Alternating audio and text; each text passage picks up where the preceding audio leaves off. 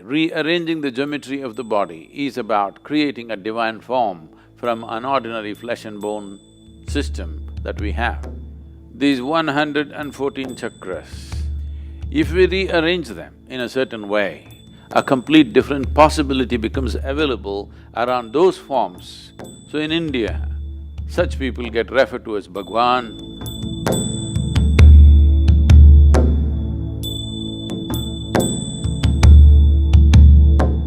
What we refer to as the universe or as cosmos is essentially a complex amalgamation of forms. All these forms, planets, stars, the whole systems, these are all forms. When these forms evolve over a period of time to become efficient forms, seemingly perpetual, they have become seemingly perpetual in our experience because of the perfection of geometry that they have arrived at. It's not something that it suddenly happened. Each one of these forms have evolved over a period of time. Certain forms which evolved beyond a certain point. When I say a certain point, if a form evolves beyond what the human form is competent of doing, then we would refer to that as the divine form, because anything that is above our capability and competence becomes divine in our experience. So when we say divine forms, the misunderstanding in the monotheistic religions is that those who have many forms have lost their way. That is, they do not know what divinity is, they have invented too many images. These forms are not invented, they're derived. By observing the nature of the universe, identifying that certain forms are able to perform and exist in a reverberance which is beyond what is normally considered human, then all those forms we identified as divine forms, which are worthy of looking up to. Above all, these are forms we have to learn how to use, how to become accessible to these forms which are more competent forms than our own form.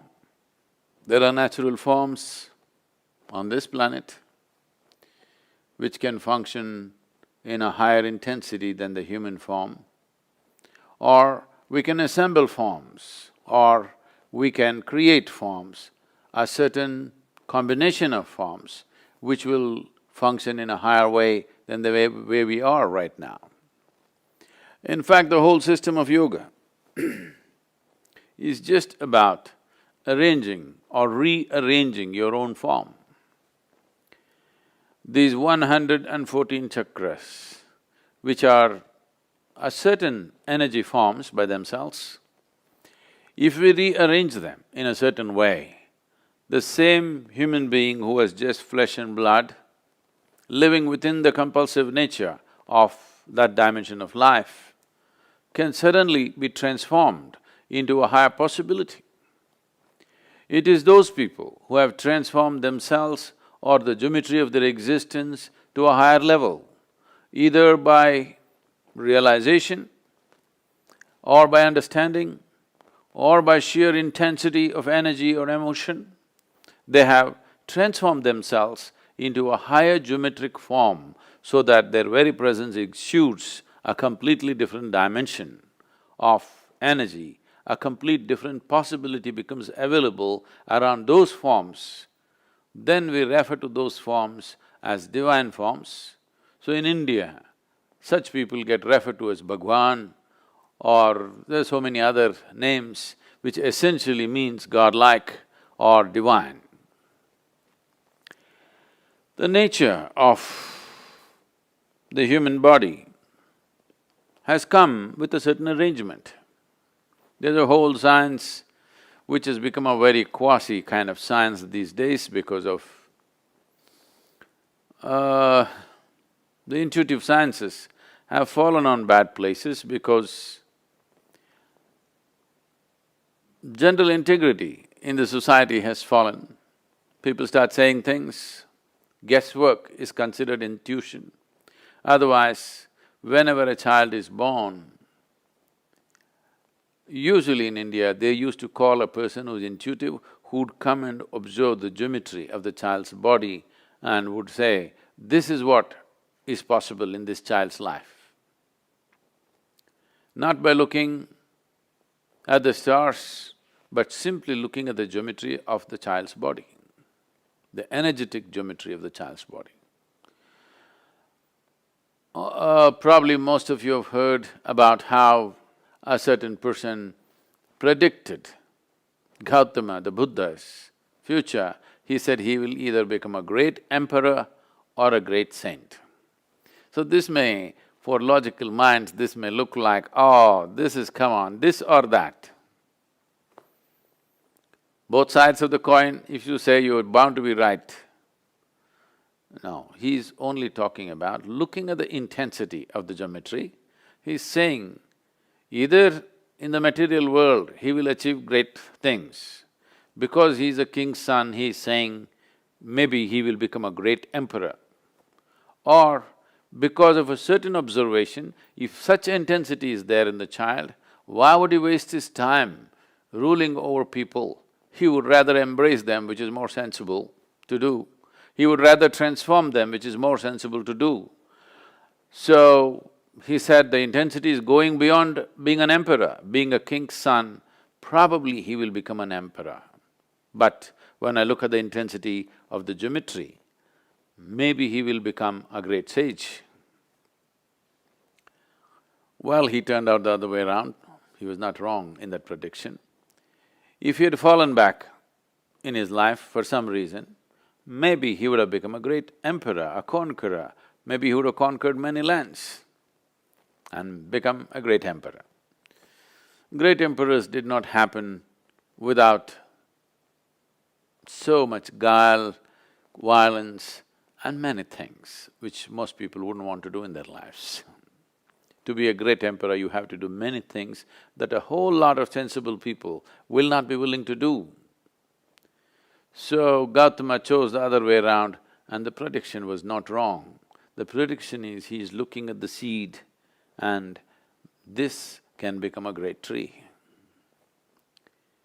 So the geometry of the body, rearranging the geometry of the body is about creating a divine form from an ordinary flesh and bone system that we have. Is something wrong with flesh and bone? Nothing wrong, it comes with its limitations. It's a compulsive form. Is something wrong me being compulsive? Nothing wrong if you don't appreciate what it means to be free. Nothing wrong being compulsive. Is something wrong being a creature on this planet? Nothing wrong. It is just that if you die without exploring the possibility of being something more, human life does not get fulfilled. Every life, from the smallest to the biggest, is aspiring to become a full-fledged life.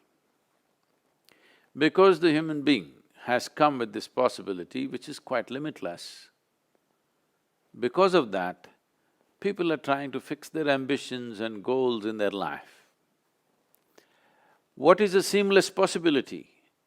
People are trying to fix it so that they will feel like achievers. If they pass an examination, they feel great. If they get a job, they feel great. If they earn $1 million, they feel great. Some nonsense like this. This is like among the lame people, you're a champion just because you have 2 legs. Human possibility has come with a seamless possibility. There is no way you or me can fix a goal, if I reach this, I'm done. It's a stupid way to culture one's life. If you arrange your inner geometry properly, this becomes a machine to go very far. How far it goes internally is entirely determined by the human being, the individual being. But how far it goes in the world are determined by the times, by the society, the social structures, so many things. You may get knocked down on the way. You may not get crucified, somebody may run you down on Highway 8, you know. So, how far we get in the world are subject to many things. How far we get within ourselves is just a question of arrangement of geometry, understanding, realization, understanding and the competence of being able to arrange it. The whole yogic system, starting from the physical phase of asanas to everything, is essentially to reorganize or to re-engineer our geometry in such a way that it begins to function in a way that you have not imagined possible till now. To live your life beyond your ambitions. The stupid ambitions have come to you because of a limited society in which you're living.